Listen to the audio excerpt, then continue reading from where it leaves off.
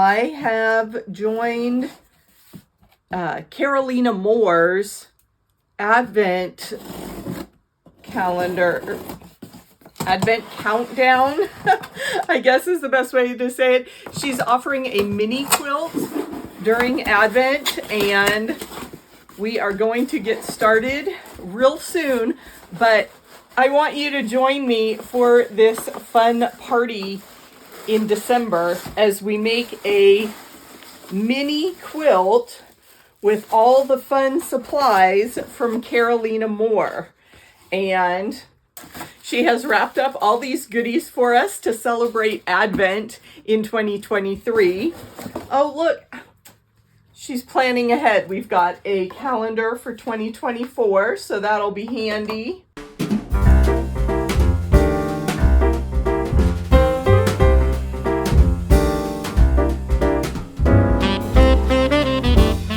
Let's get started with our mini Advent sew along. And I'm trying to be very neat with this ribbon. And it is super, super lovely. I mean, talk about gorgeous custom packaging. Carolina Moore patterns in her pretty teal with pink accents and fun stuff, and all well wrapped in pink sparkly paper. Ooh, I love that it is organized in a zipper bag. You know me and project bags. I like to have everything organized. So let's open it up here for day one. We have our instructions and little welcome booklet. So we will be making a diamond mini quilt, and we're starting on December 1st. So here we go. And I have my number one envelope.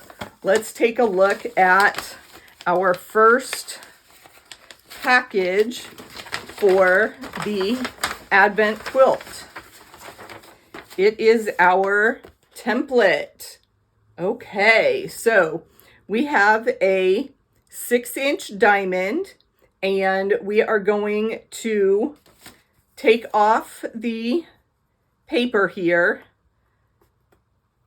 so that we can use our 6-inch diamond to cut our fabric.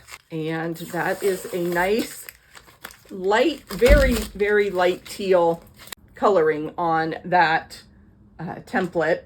It's got the etched seam allowance in there, so that is really cool. We will start auditioning fabric.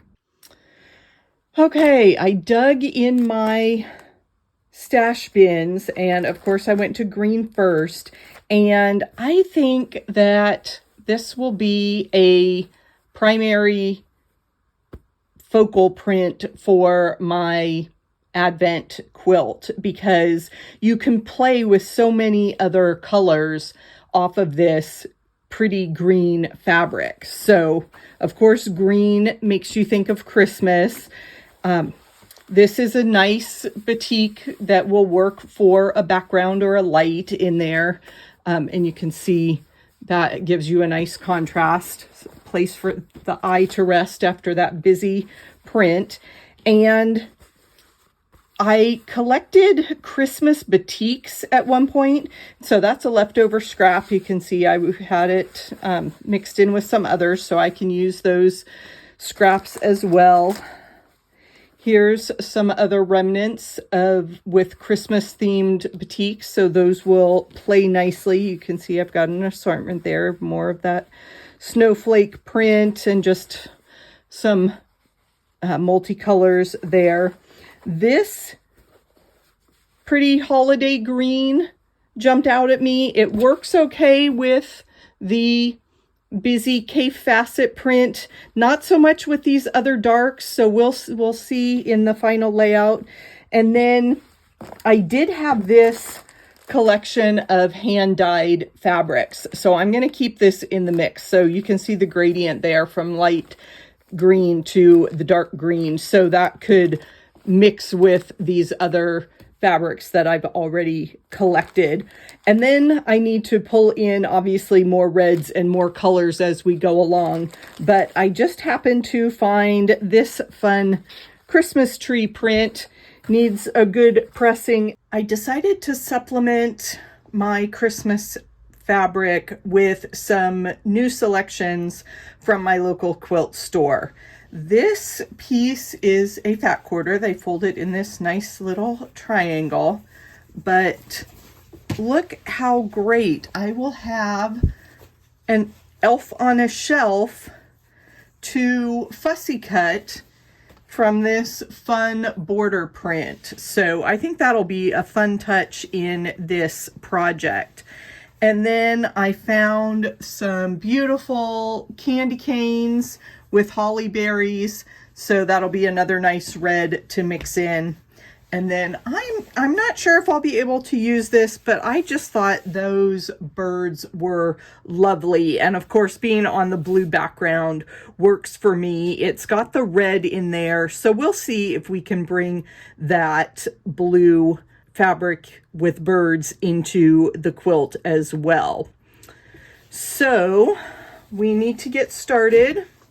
Okay, for day one, we just need our single large diamond.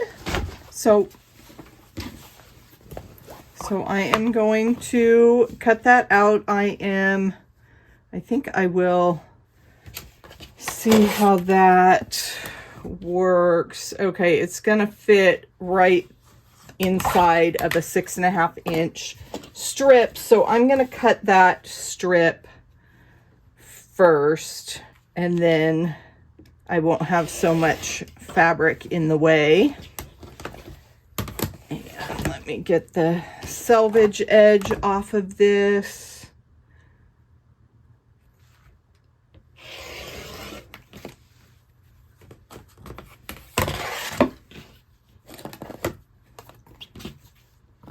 And then I can cut right around my template. Now, when I'm working with templates, I do like to cut all 4, 5, however many sides your template is. I like to cut all the way around it just so I know that I'm not, off kilter anywhere trying to line that edge up with a previously cut edge. And this process is a lot easier if you have a rotating mat. If you don't have a rotating mat, make sure you move your body. I'm going to walk around to the other side of my cutting surface. I did not move my fabric and my template. I moved my body so that I'm not cutting into my arm and potentially having an accident there with the rotary cutter. So I'm keeping my fingers and my arms well out of the way there. And we have our first diamond for the Advent Mini-Quilt. I am going to set that aside on my design wall and package my template back up in the #1 envelope and store it at the back of my project bag. So then everything will be all in place when we finish at the end of the month. Are you looking for more holiday crafts with fabric scraps? Check out this video next. I'll see you back here tomorrow for the next block in our Advent Mini-Quilt. See you soon.